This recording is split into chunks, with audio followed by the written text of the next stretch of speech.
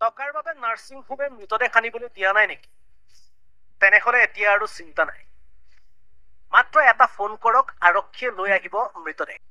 যি পেচেণ্টে এনেকুৱা অসুবিধা পায় তেওঁলোকে যাতে লগে লগে সেই কল চেণ্টাৰটোত ফোন কৰি দিয়ে আৰু আৰক্ষীয়ে গৈ পেচেণ্টজনক হস্পিটালৰ পৰা লৈ আহিব পাৰে। কাৰণ ভাৰতৰ সংবিধান আৰু আইনে কোনো ব্যক্তিৰ মৃতদেহ ধৰি ৰখা বা কোনো পেচেণ্টক টকা দিব নোৱাৰাৰ কাৰণে ধৰি ৰখাৰ অনুমতি নিদিয়ে। আৰক্ষীয়ে কাৰোবাক ধৰি ৰাখিলে কোৰ্টক জনাব লাগে। নাৰ্ছিং হোমে মানুহ ধৰি ৰাখে, পুলিচকো নজনায়, কোৰ্টকো নজনায়। কিন্তু মানুহজনক ধৰি ৰখাৰ নিয়মটো নাই। সেইটো আৰ্টিকল 21ত লিখা আছে ভাৰতৰ সংবিধানৰ, যে জীৱন সকলোৰে অধিকাৰ। ইয়াক কোনেও কাকো ধৰি ৰাখিব নোৱাৰে। ইভেন পুলিচেও কাৰোবাক ধৰি ৰাখিলে কোৰ্টক জনাব লাগে। নাৰ্ছিং হোমে মানুহক ধৰি ৰাখে, কোৰ্টকো নজনায়, পুলিচকো নজনায়, মাটি বাৰী বিক্ৰী কৰিব বাধ্য কৰায়। হয়, ব্যক্তিগত নাৰ্ছিং হোমৰ বিৰুদ্ধে কঠোৰ হৈছে মুখ্যমন্ত্ৰী ডক্টৰ হিমন্ত বিশ্ব শৰ্মা। বিল আদায় দিব নোৱাৰিলে নাৰ্ছিং হোমে কোনো পধ্যেই মৃতদেহ বা ৰোগীক ধৰি ৰাখিব নোৱাৰিব বুলি উল্লেখ কৰে মুখ্যমন্ত্ৰীগৰাকীয়ে। ইয়াৰ বাবে কেবিনেটত আলোচনা কৰি শীঘ্ৰে সিদ্ধান্ত গ্ৰহণ কৰিব বুলি সদৰি কৰে মুখ্যমন্ত্ৰী শৰ্মাই। প্ৰাইভেট নাৰ্ছিং হোম সকলে তেওঁলোকে মানুহক মৃত্যুৰ পিছত মৃতদেহ টকা দিব নোৱাৰাৰ অভিযোগত মুকলি কৰি নিদিয়ে।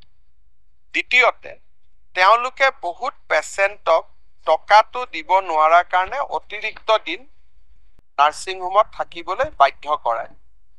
মই স্বাস্থ্যমন্ত্ৰী ডাঙৰীয়াক কৈছো যে এটা কল চেণ্টাৰ নম্বৰ এটা দিব লাগে, 102 হওক 103 হওক। যি পেচেণ্টে এনেকুৱা অসুবিধা পায় তেওঁলোকে যাতে লগে লগে সেই কল চেণ্টাৰটোত ফোন কৰি দিয়ে আৰু আৰক্ষীয়ে গৈ পেচেণ্টজনক হস্পিটালৰ পৰা লৈ আহিব পাৰে। কাৰণ ভাৰতৰ সংবিধান আৰু আইনে কোনো ব্যক্তিৰ মৃতদেহ ধৰি ৰখা বা কোনো পেচেণ্টক টকা দিব নোৱাৰাৰ কাৰণে ধৰি ৰখাৰ অনুমতি নিদিয়ে। কোনোবাই যদি আপোনাক পইচা দিয়া নাই, আপুনি চুক্তি কৰিব, আদালতত যাব, তেওঁৰ ঘৰ ক্ৰক কৰিব, তেওঁৰ গাড়ী ক্ৰক কৰিব, বেলেগ কথা। কিন্তু মানুহজনক ধৰি ৰখাৰ নিয়মটো নাই। সেইটো আৰ্টিকল 21ত লিখা আছে ভাৰতৰ সংবিধানৰ, যে জীৱন সকলোৰে অধিকাৰ। ইয়াক কোনেও কাকো ধৰি ৰাখিব নোৱাৰে। ইভেন পুলিচেও কাৰোবাক ধৰি ৰাখিলে কোৰ্টক জনাব লাগে।